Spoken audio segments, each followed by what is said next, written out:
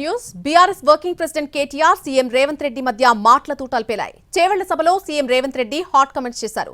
కేటీఆర్ కు సవాల్ విసిరిన రేవంత్ రెడ్డి, నీకు దమ్ముంటే లోక్సభ ఎన్నికల్లో ఒక్క సీటు గెలిపించి చూపించు అన్నారు రేవంత్ రెడ్డి. ఎవడైనా 3 నెలల్లో ప్రభుత్వం కూలిపోతుందని అంటే వాళ్లను తన్నండి అంటూ రేవంత్ రెడ్డి ఘాటు వ్యాఖ్యలు చేశారు. నీలా నాన్న పేరు చెప్పి కుర్చీలో కూర్చోలేదంటూ రేవంత్ రెడ్డి కౌంటర్ ఇచ్చారు. మన దగ్గర సామెత ఉంది, మరి మీ అచ్చంపేటలు ఉందో లేదో తెలియదు కానీ అడ్డిమారి గుడ్డిదెబ్బ అంటారు. అడ్డిమారి గుడ్డిదెబ్బ అంటారు ఇక్కడ కూడా. అడ్డిమారి గుడ్డిదెబ్బ అన్నట్టు అనుకోకుండా అధికారంలోకి వచ్చింది తప్ప కొండారెడ్డిపల్లిలో కూడా నమ్మలేవాడు. రేవంత్ రెడ్డి ముఖ్యమంత్రి అవుతాడని ముందే చెప్పింటే కాంగ్రెస్ పార్టీకి 30 సీట్లు కూడా రాకపోతుండే.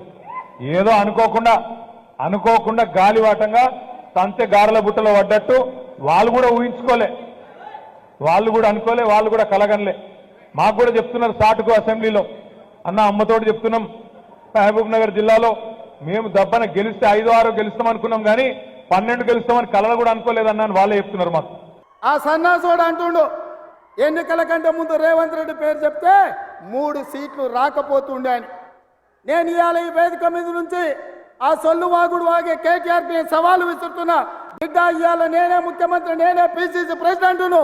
రేపు రాబోయే పార్లమెంట్ ఎన్నికల్లో నేను సవాలు విసురుతున్నా.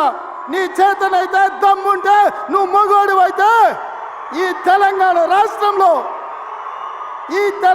రాష్ట్రంలో బిడ్డ ఒక్క సీటు గెలిచి చూపించు.